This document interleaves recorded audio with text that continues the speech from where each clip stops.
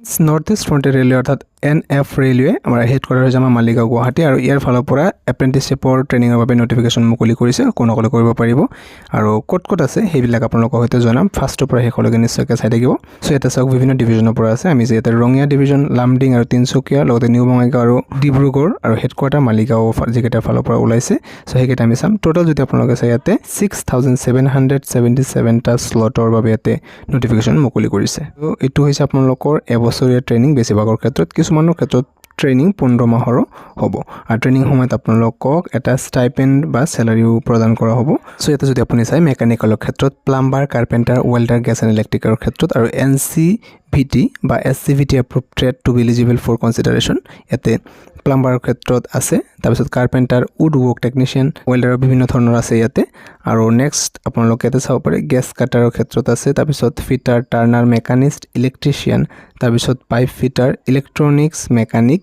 তাৰপিছত আপোনালোকৰ structural welder ইলেক্ট্ৰিকেলৰ ক্ষেত্ৰত ইলেক্ট্ৰিচিয়ান লাইনমেন সো বিভিন্ন ধৰণৰ ট্ৰেডৰ ক্ষেত্ৰত ইয়াতে আছে আৰু এইবিলাকৰ সময়সীমা চাব পাৰে আপোনালোকে কোৰ্চৰ যিটো আছে এইটো এবছৰীয়া কোৰ্চ হয় সো ইয়াতে একাউণ্টছৰ ক্ষেত্ৰত চাব পাৰে কম্পিউটাৰ অপাৰেটৰ এণ্ড প্ৰগ্ৰামিং এছিষ্টেণ্টৰ বাবে আৰু মেডিকেলৰ ক্ষেত্ৰত চাব পাৰে হেল্থ চেনিটাৰী ইনস্পেক্টৰ আৰু ইয়াতে মেডিকেল লেবৰেটৰী পেথলজিৰ ক্ষেত্ৰত আৰু ৰেডিঅ'লজিৰ ক্ষেত্ৰত সো যদি আপোনালোকে পেথলজিৰ ক্ষেত্ৰত চাই এই কোৰ্চৰ সময়সীমাটো 15 মাহ অৰ্থাৎ 1 বছৰ 3 মাহ সময় নেক্সট যেটো ৰেডিঅ'লজিৰ বাবে আছে এইটোৰ ক্ষেত্ৰতো সেম ৰখা হৈছে এইটো computer operator and programming assistant ইয়াৰ ক্ষেত্ৰত computer operator and programming assistant software testing assistant database system assistant software programmer broad based basic training in information technology ষ্ট'ৰ্ছৰ ক্ষেত্ৰত চাব পাৰে ট্ৰেডটো হৈছে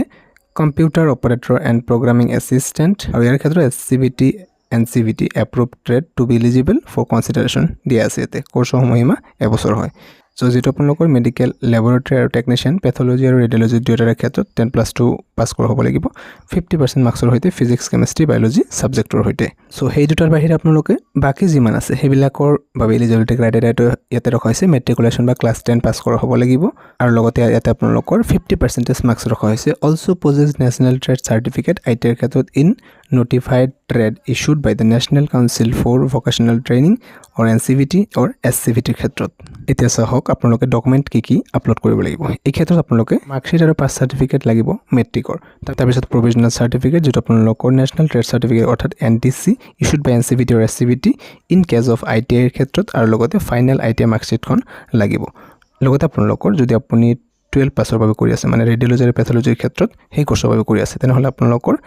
class 12 for physics chemistry biology সাবজেক্টৰ হৈতে মিনিমাম 50% মাৰ্কছৰ মাৰ্কশিট আৰু সাৰ্টিফিকেটখন আপোনালোকৰ আপলোড কৰিব লাগিব যাৰ ক্ষেত্ৰত 24 ইয়াৰ্স ম্যাক্সিমাম এজ ৰখা হৈছে আপাৰ এজ ৰিলেক্সেশন SC/ST বাবে 5 ইয়াৰ্স OBC বাবে 3 ইয়াৰ্স PWBD বাবে 10 ইয়াৰ্স ৰখা হৈছে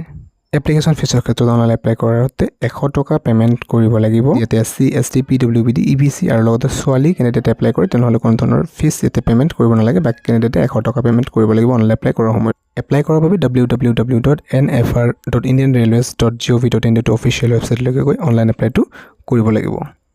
ট্ৰেইনিং পিৰিয়ডৰ সময়ত যেটো ষ্টাইপেণ্ড দিয়া হ'ব হেতু ইয়াতে উল্লেখ কৰা আছে আপোনালোকে চাব পাৰিব ইয়াতে আপোনালোকে ডিভিজন ওয়াইজ চাব পাৰে ৰঙে ডিভিজনৰ বাবে যদি চাই ইলেক্ট্ৰিকেল মেকানিকেল এই ক্ষেত্ৰত আপোনালোকৰ টোটেল কিমানটা পোষ্ট আছে unreserved OBC MOBC SC ST WS